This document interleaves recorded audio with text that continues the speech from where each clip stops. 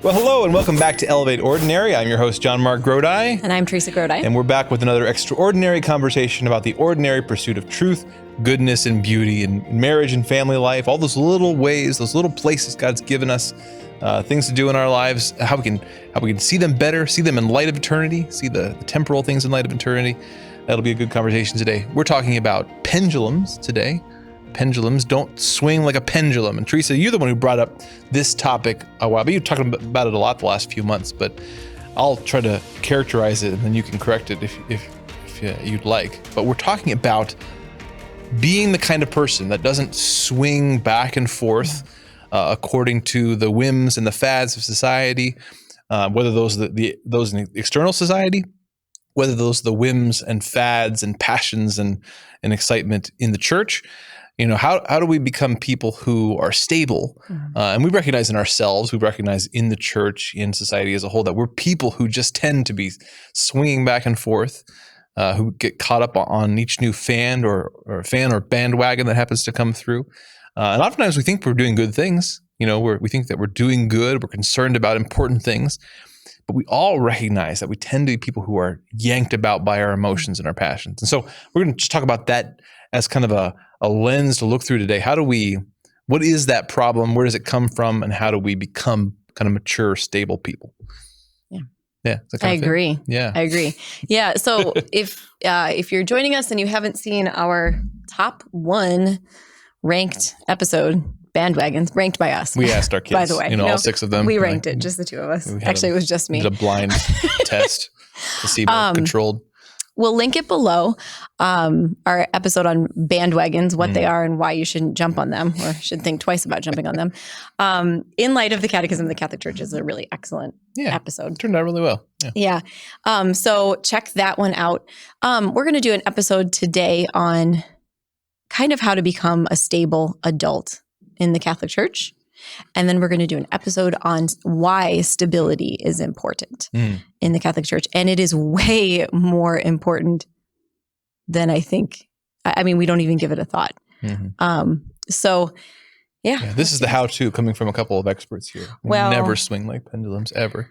No, obviously, the reason that we talk about... Okay. And the reason these things are on our mind is because, we're always thinking through and trying and analyzing things that we do, things that we've struggled with. And I certainly get this. I think the modern media age that we live in has certainly exacerbated these tendencies. Like we've always had a tendency as humans to because we're affective beings, right? We're affected by things on an emotional level. And so it's always been part of our lot in life that we are attracted here or we're afraid there.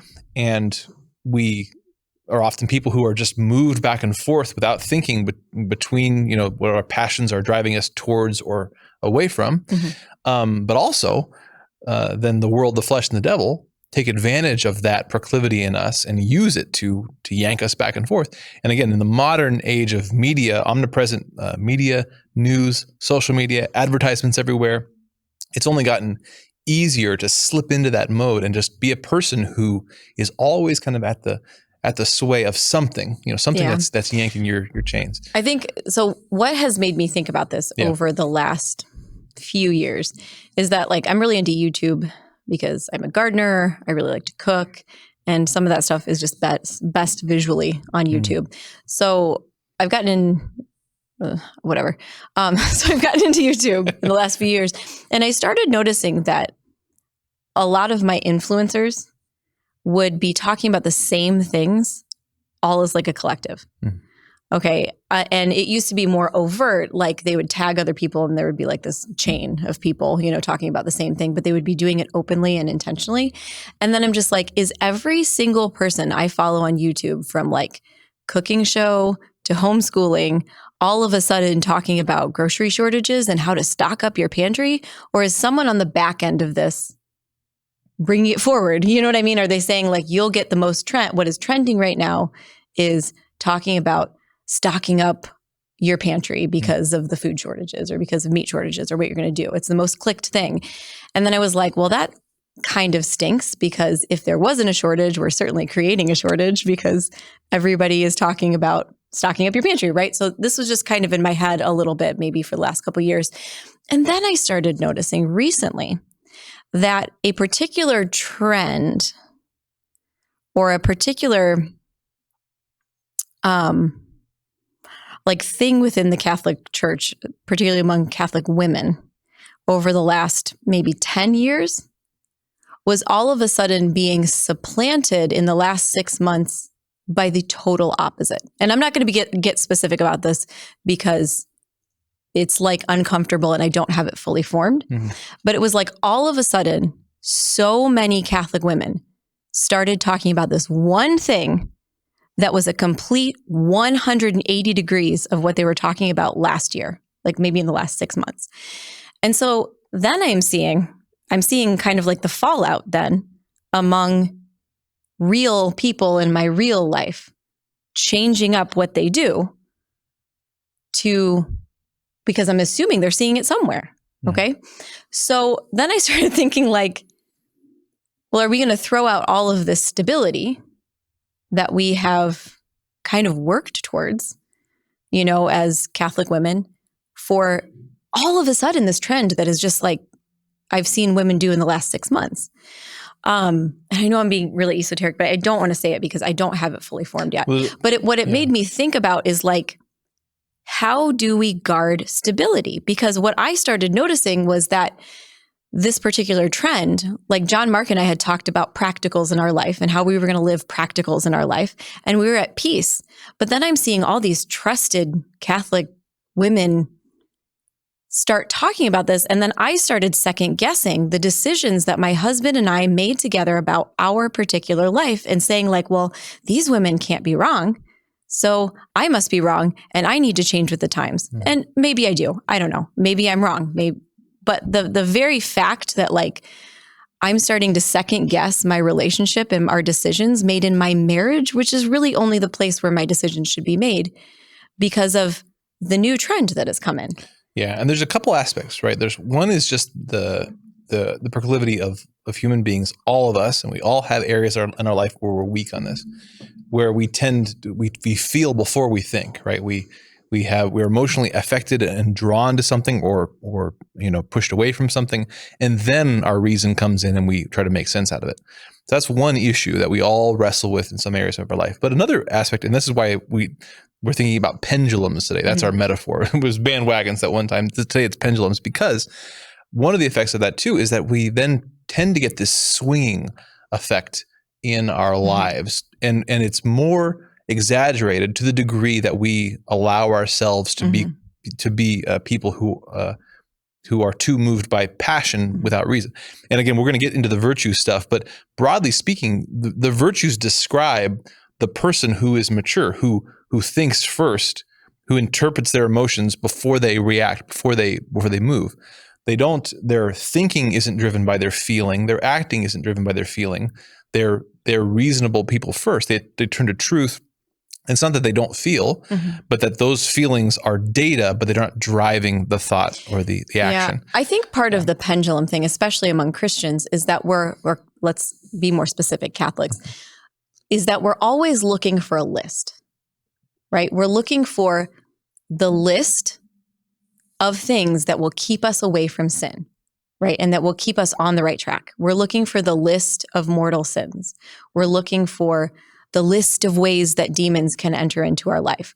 We're looking for the concrete list of what parenting methods are right. We're looking for the easy list, the simple, distilled, oversimplified. Well, and what the Jews had, right? What the Jews had at the time of Jesus, which is like, we are going to have rules around rules around rules.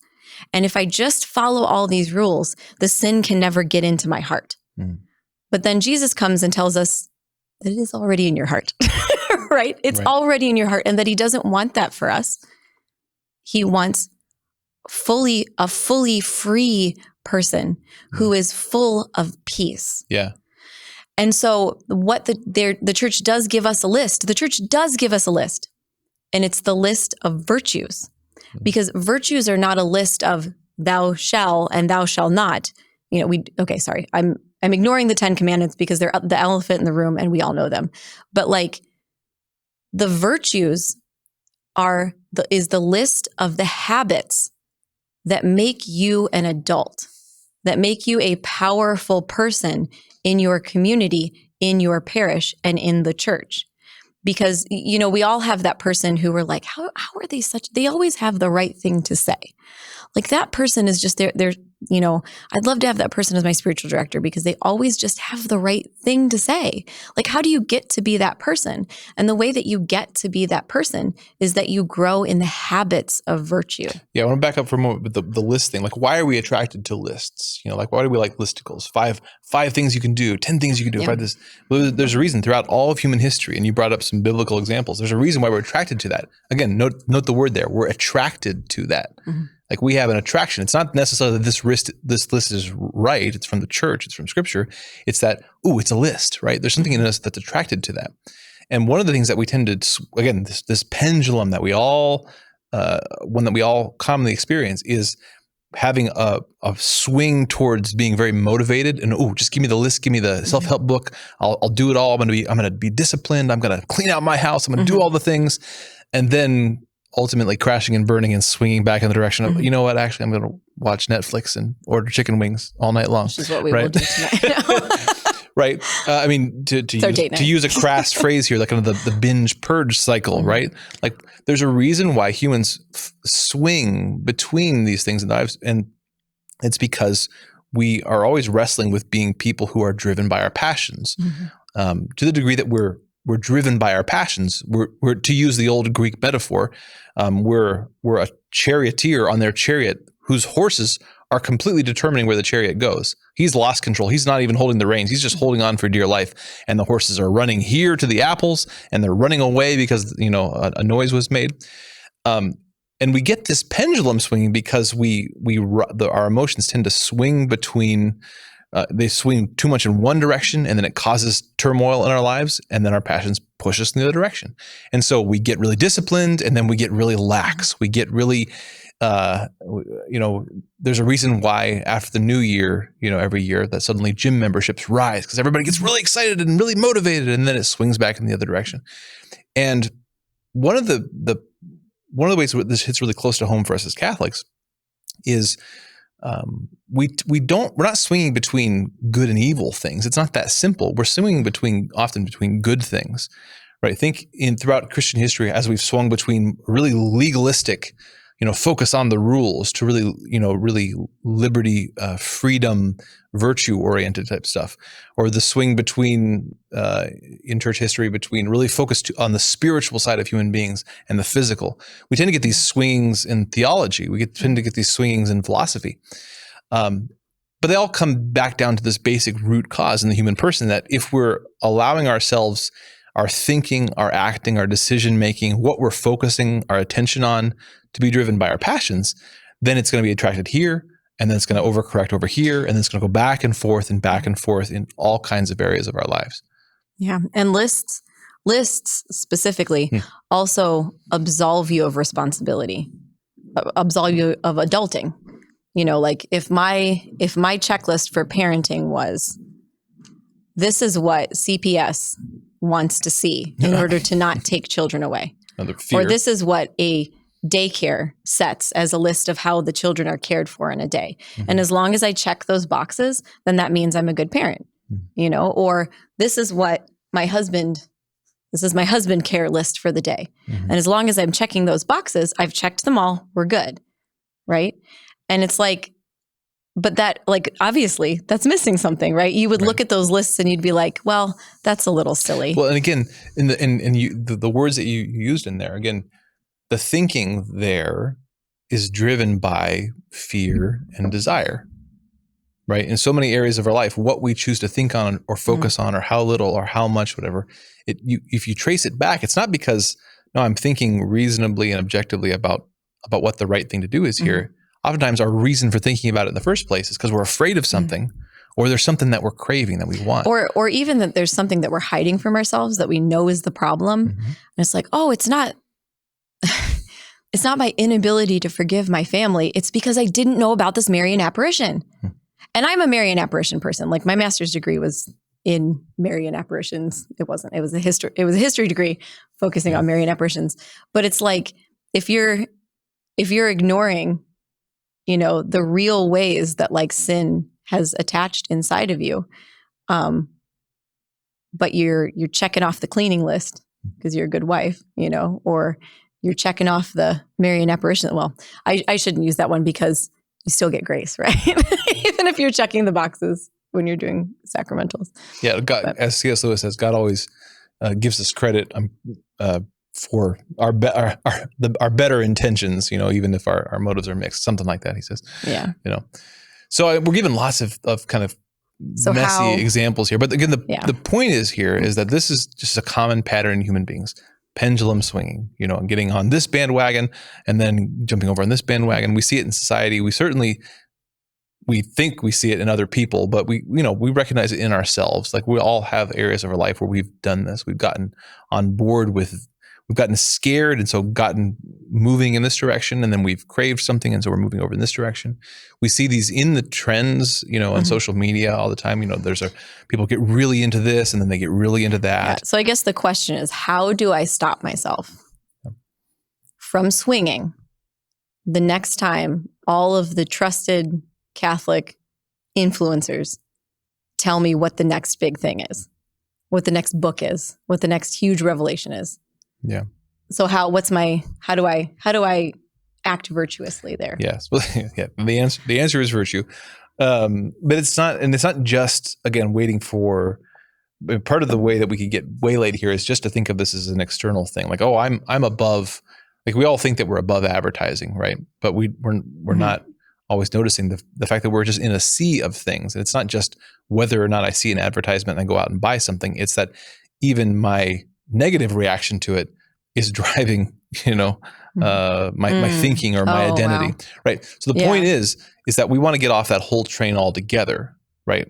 Our basic lot in life as humanity is people who have this concupiscent tendency to be people who are driven by our passions, fear, and desire. They're just pulling us around all the time. And the more that we allow that to happen, even subconsciously, just allow ourselves to just be part of those trains swinging back and forth, is we become more of those kinds of people. That's what vice means. It means we've made a habit of just being a people who just let our fears run away with us, let our desires run away from us, and our reason just comes along for the ride, right? The opposite of that is the picture of the virtuous person. And we've talked, through the virtues before, but prudence, there's a reason too why prudence is called the charioteer of the virtues, to build on that metaphor. Because the first step has to be this turning, this conversion, stepping aside from your passions and saying, no, I want to know what's true and real, and I want to act in accord with that first. Even so that we call decision, prudence, our little definition is that prudence is the right response to reality. Right. So reality comes first, you turn towards reality, and then you make the right response to that reality. Mm-hmm. Sorry, just to throw out prudence there. Yeah. Yeah, oftentimes what we are really convicted by, in the moment, right? Again, if we trace it back, we recognize that it's based in our fear, it's based in our desire, but we haven't really along the way stopped to ask, but is this true? And is this the right thing for right now? Well, sometimes I don't think it's just fear. Okay, because like sometimes I think the pendulum swinging is that I don't want to live my own life because it's hard. And I guess that is fear, but it's not just like, I'm afraid I'm going to hell. I'm afraid I'm whatever. I'm afraid I've already lost, or we've gone too far without talking about this thing or whatever. Yeah. It's like, I just want to live in this fake virtual world where I have all the head knowledge because I've been informed in all the head knowledge, but I just want to live in the head knowledge. I don't want to live in the actual, my body has to physically manage this household and, love these kids when I don't want to and plant the garden. I always want to plant the garden, but let's think of something else I don't like to do. Everything. No. Well, there's a really basic pendulum swing at the very bottom of our humanity, and it's between pride and sloth. We think we've talked about those two before, but think about what pride is. Pride is this disordered, inordinate self-love, right? Loving yourself apart from who God is and who you are and who He made you to be, but this sort of detached, egoistic self-love. Well, the pride as self-love is the yin to the yang that is self-loathing, right? You think about that pendulum that swings in our hearts when we are when we're mired in sin, right? There's this self-love that wants to be myself apart from God and actualize myself and do things my own way and do things on my own. But then it also always swings back in the direction of, and then I just don't even want to care. I don't want to keep doing this. I'd rather have oblivion. Like I want to get drunk and turn on Netflix. I want to stop having to think and care about all this stuff. Yeah. Well, I think that we had Simone Riscala on to talk about leisure, Joseph Pieper's book on leisure. Leisure, the basis of culture. But I mean, the point he makes in the book is that we don't get what leisure is. We don't get what the liturgical life of the church means. You know, we may see the Sabbath and we think like, can't do any laundry this day, can't do this, can't do this. You know, we just have to like have all of our food already cooked. Like, and these thoughts go through my head. Like, should I even be washing the poopy thing that somebody just pooped in, or can I save this for tomorrow? You know, like, but what is the leisure of the Sabbath that God grants us once a week for us? Like, it's for us. It's for us to learn and to grow in, you know, and then we have leisure times within the Catholic Church. Like right now we're in the octave of Easter, and this is all leisure. You know, usually we abstain from meat on Fridays as a penance because it's an easy penance to remember to do every Friday, you know, but it's like, I'm really excited to make a meat meal on this Friday because it's Easter. It's the big Easter. It's the, you know, it's the Easter, you know? And so this Friday, instead of saying like, oh, I think about how many graces I could possibly earn if I just gave up meat on this Friday within the octave of Easter. No way. You know, like this is our celebration time, you know? And if there's, you know, you say sometimes to our kids, like if they don't have a reason to play the game of life. Oh yeah. Like they're just not going to play it. Right. We need to. Right. So like the kids have to have things to look forward to other than just like this big, like your education or your future. Cause like a little 7-year-old doesn't know what that means maybe. But it's like, you have to have a reason to play the game. So if you're leisuring badly, if you're leisuring scrolling Instagram or YouTube, and I mean, I'm pointing fingers at me too, like, then what's the point? What's the point of this game you're playing? You know, if you're serving your family because the new trend is to just be a better wife because you weren't thinking about being a better wife before, or in a certain way, you know what I mean? Like, it's just like, looking a certain it's like, what are we actually doing here? Like, are we actually serving our families, or is it just like the cool thing to do now in Catholic circles is to serve your family, you know? Or am I like, I don't know what I'm trying to get at. Like maybe we just don't do leisure well. We don't have a reason to play the game. And so we're just waiting for the next trend to make me feel bad about the way I was previously living so that I can feel good about the way I'm living now. Yeah. And so I've swung this way on the pendulum because it makes me feel good. And the next time I'm going to stop feeling good here.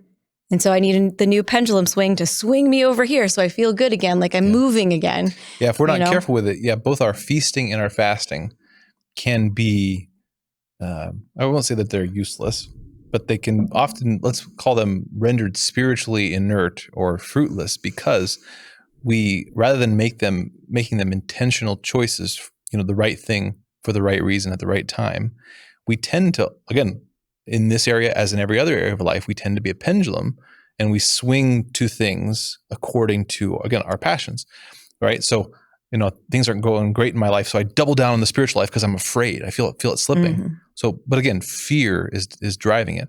Or I work really hard because at those times I feel like working really hard.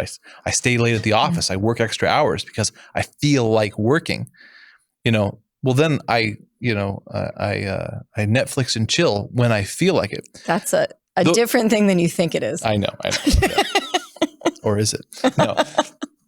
But again, the feasting and fasting, the church calls us to precisely, tries to help us get off that pendulum, right? Where I don't work when I feel like working. I work when it is time to work. I fast, not when I feel like spiritually excited. Oh, I'm going to do this thing. I'm so intense. I'm going to do it even above and beyond what the church tells me to. Not like those pansy Catholics out there. No, I do it when it's time for it. And I do it in a in a modest and reasonable way. And when it's time to feast, I feast, right? I don't just eat a bunch when I feel like eating a bunch. No, I enjoy a good meal as a gift from God when it is time to feast.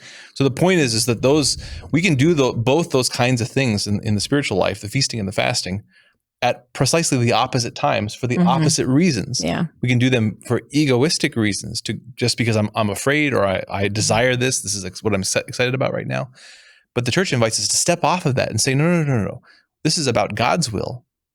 This is about doing what is right, the right and just thing at the right time.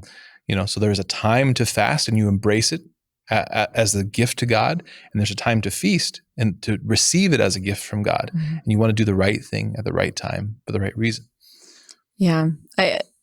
Having this 2-year cycle of like not being pregnant, being pregnant. I mean, even within the pregnancy, there's like first trimester issues, second trimester, like golden period, third trimester, like you just give up, and then you're in the postpartum period, and then, you're breastfeeding. Like just these 2-year cycles that we've had 6 times have really been this built-in learning how to rest, learning how to be present in the stage I'm in, even though you're preparing for the next stage to come. But it's like you're being present in the stage you're in and with the capabilities that you have.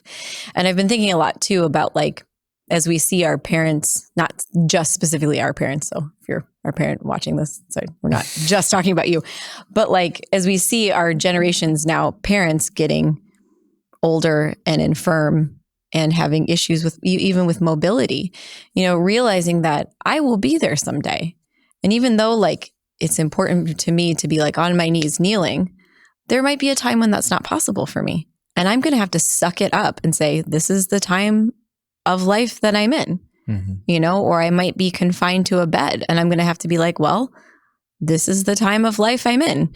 It would be great to be a young, spry kid, kneeling on your knees, going up the Santa Scala in Rome. It'd be great, but I'm not there now, Yeah.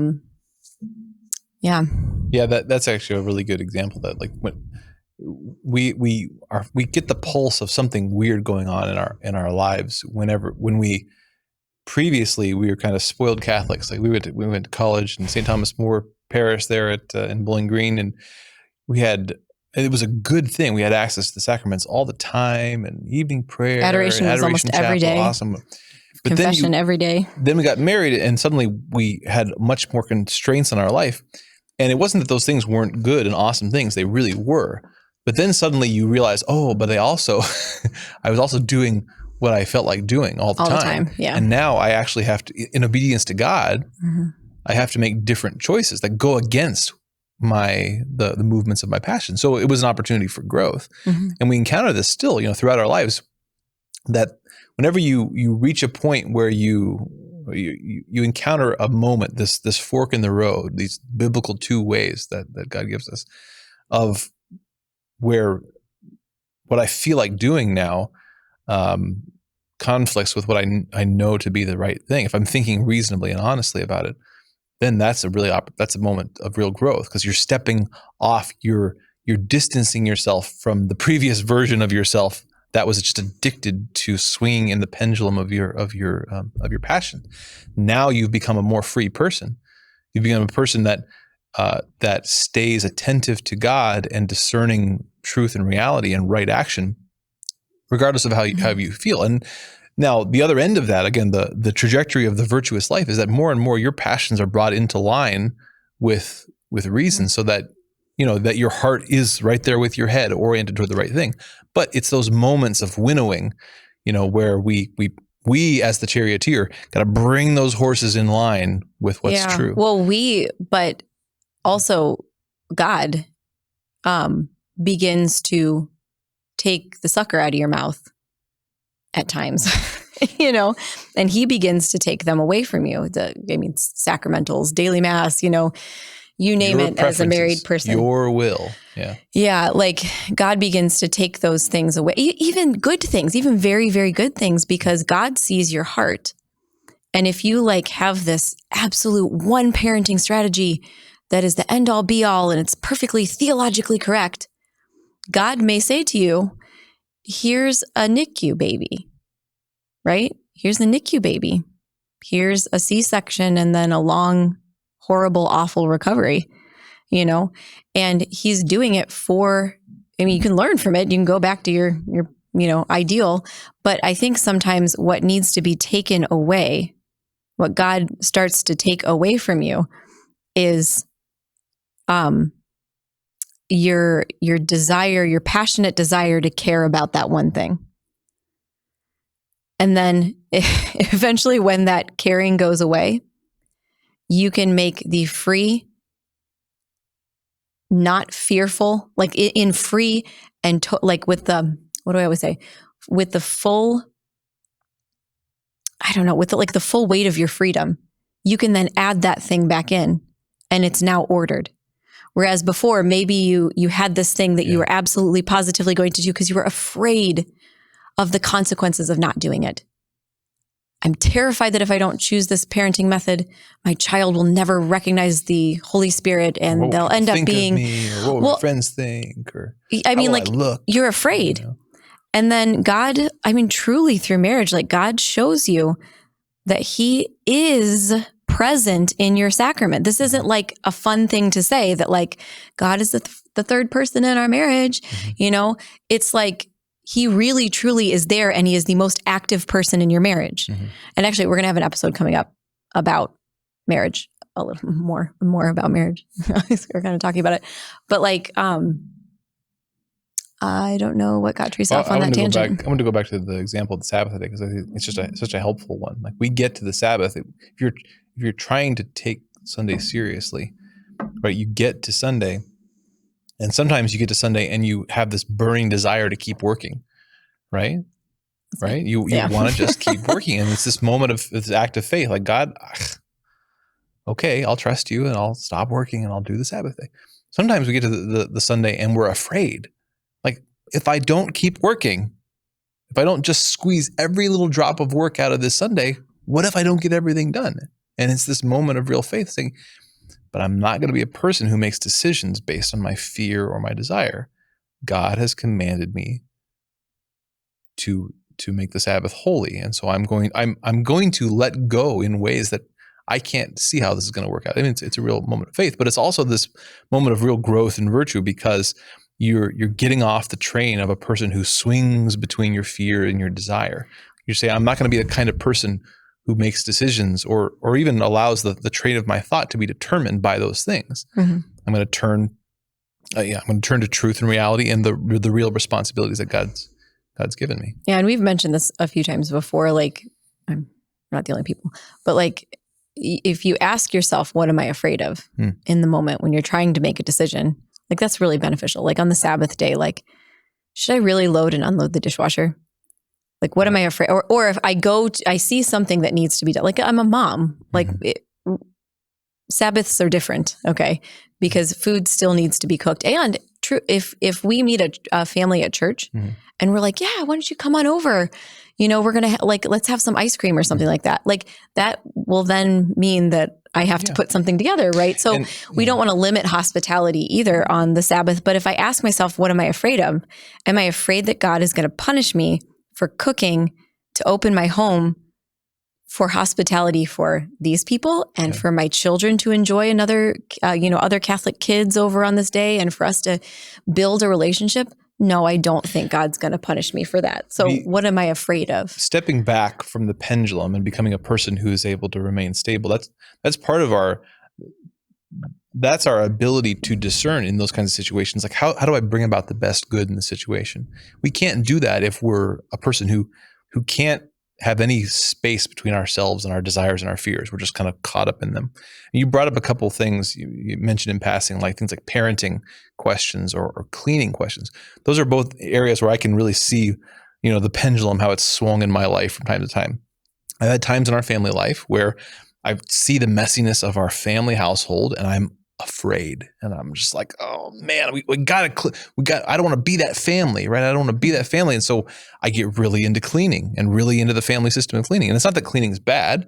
It's not that wanting to have a clean house is not bad. Or needing to manage children in a system. But it can't be driven by my fear. or my desire to look a certain way, right? Otherwise, I swing back and forth. Parenting too, right? Like we can get into a certain method of parenting or a certain emphasis or focus, more discipline, more strict or more lax, just because of the people that we're hearing and the fears and desires they're instilling in us. Oh, this person, said that like if I don't do X, Y, and Z, my kid's going to end up on the Jerry Springer show. So now I'm all afraid. And so I'm parenting extra hard. Well, this person Jerry Springer just ran for governor. Maybe it's not a bad show anymore. Or this person makes me feel bad that maybe I'm ruining my child because I'm being too hard on him and I'm, giving all this emotional damage. So now I'm being super nice and super gentle. Sorry. The point is that my ability and my responsibility as a parent, as a mature Christian, trying to be a mature Christian, to navigate through all these opinions and remain stable and make good decisions depends on whether I'm practicing in all areas of my life, not being a person who is unduly swayed by my fears and my desires. Because otherwise, I'm just going to swing back and forth according to who can just prick my fear just right or prick my desire just right. When you're feeling that fear, okay, so we gave one practical, which is ask what I'm afraid of and name it, right? And ask Jesus to cast it from us. But what's the next step, right? How do you, when you recognize that you're swinging? Yeah. I mean, pausing is a great step, right? Bringing yourself back to reality is a great step. Recognizing your fears and desires, naming them, sort of getting a sense for them, that's part of growing in the virtue of prudence, because you're getting this little bit of liminal space between, stimulus and response, right? You start to notice the feelings that you're having before you act on them. And you get better at, having feelings, having reactions, but pausing to make a decision on how to respond. That's just, you can't become good at that in an instant, and we're all practicing it in all areas of our life. But the more that we're aware of it, the more that we can make it a conscious choice. I'm having, a reaction to this. I'm getting scared, or I'm craving something. Pausing and turning to truth and making decisions about it. I mean, again, the structure of the virtues give us, what that looks like: prudence, justice, courage, and temperance. But prudence is always this first step of becoming the kind of person who is a doer rather than a reactor, a thinker, a reasoner rather than a rationalizer. And so there's no way to do that except to do it. You just have to practice doing it. But some practicals for becoming like that, again, you gave some kind of noticing, becoming better at noticing and identifying fears and desires.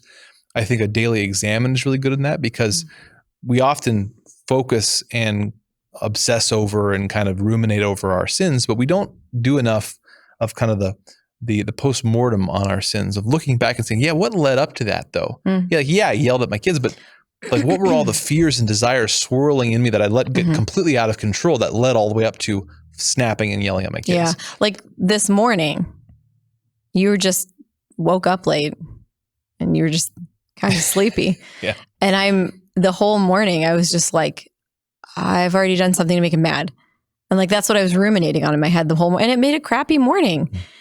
And I finally realized it before you left for work, and I apologized for it. But I was just I just kept thinking I was already the problem, and I had already ruined our day, and we're going to come record today. And we're not happy with each other. And the reality was it probably had nothing to do with me, or only had something to do with me because I was thinking about it. Yeah. Some people are pendulums temperamentally. They swing slowly. Some are ticking on a clock, ticking just Is that fear, desire. Is that me? That's you. Yeah. Oh. I was going to say about, it's an example of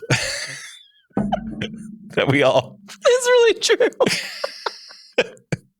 Do a separate episode. We'll just dig real deep into that one. Yeah. ENFJ, right? But I was going to, I think one that we've all dealt with at some point in our life is anger and needing to be people who practice noticing when we're getting angry and pausing there. I mean, again, you watch the kid shows and they're teaching, Mr. Rogers is teaching your kid this, and you're like, yeah, that's a pretty good advice, right? Yeah.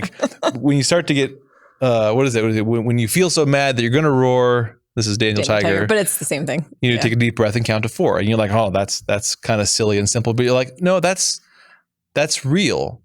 You notice you're having an emotional reaction, and you pause to give yourself some space to not just get carried away with it, but to decide how you're going to respond to it.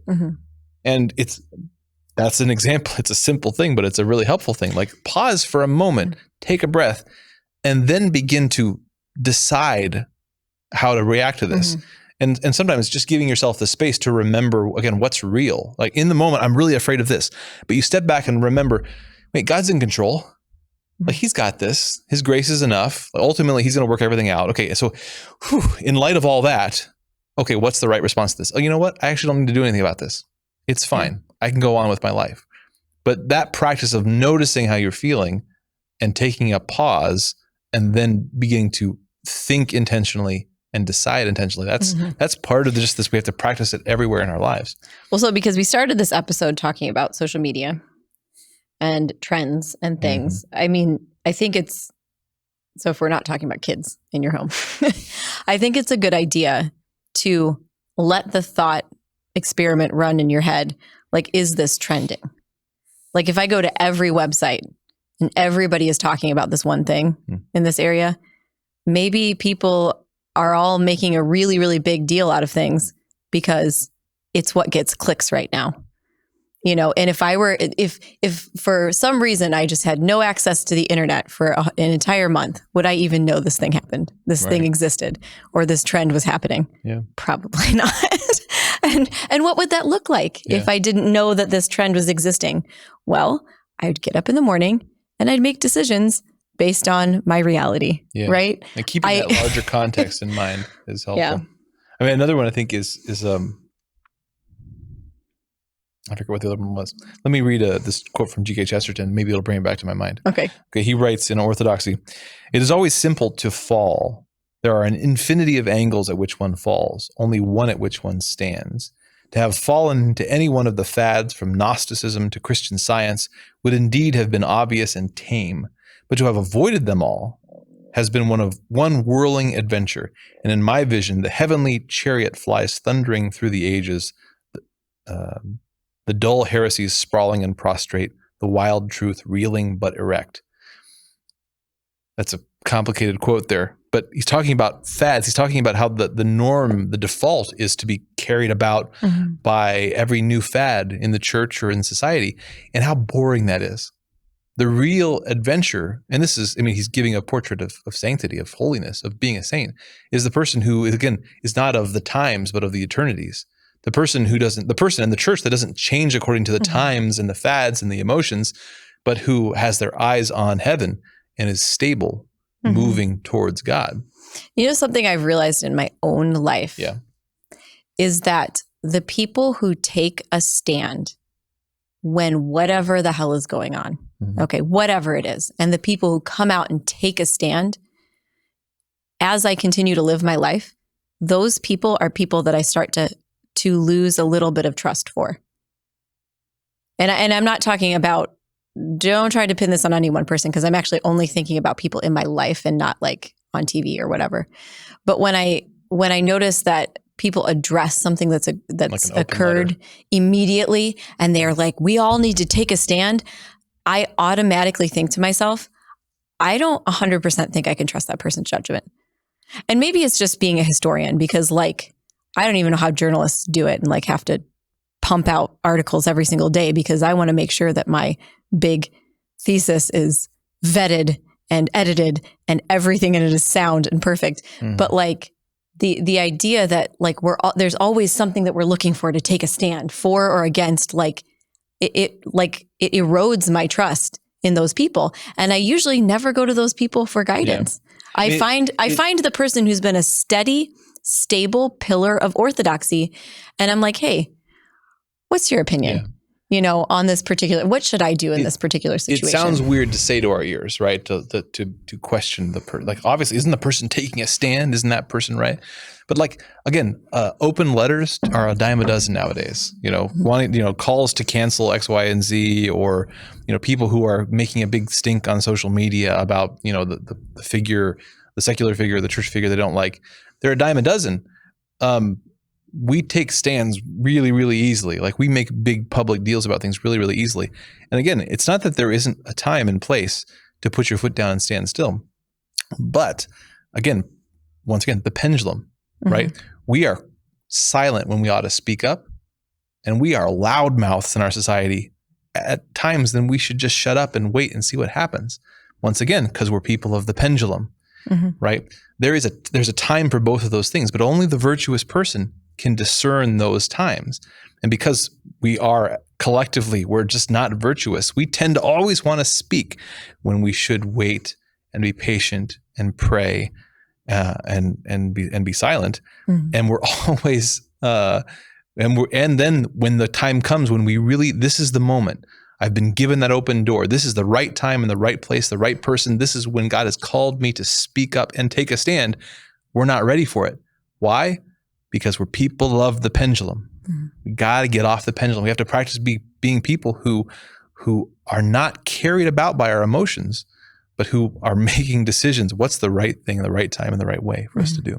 I think another suggestion, maybe, because we should probably end this episode. Yes. Our next because it's the right episode, time. It's the right time. Our next episode will be on stability. I think another suggestion is just to learn history, learn the history of the church, learn the heresies, learn the opposing vices to the virtues.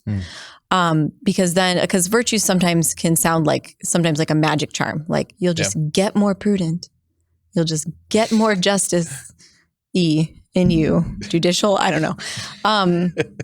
But then like when you hear the vices, you're like, oh yeah, I can see what that opposing vice makes that virtue. Yeah. And similarly to heresies, there are a lot of heresies floating around on YouTube.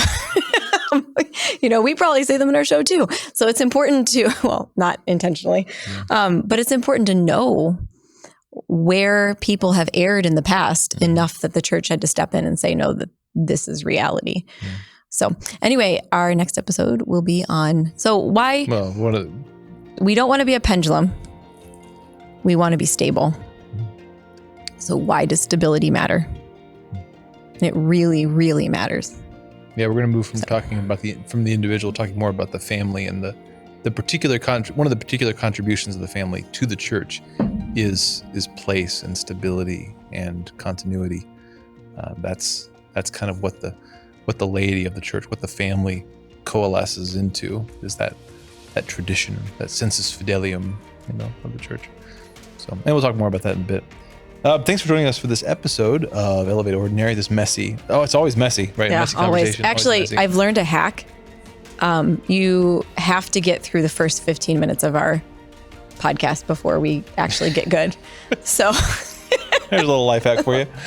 Yeah, but thanks again for joining us for it. Again, you can check out elevateordinary.com for more information, for archives of the show. We'd love to know what you think. Check us out on social media. We'll be back again next week for more extraordinary conversations about the ordinary pursuit of truth, goodness, and beauty. See you then.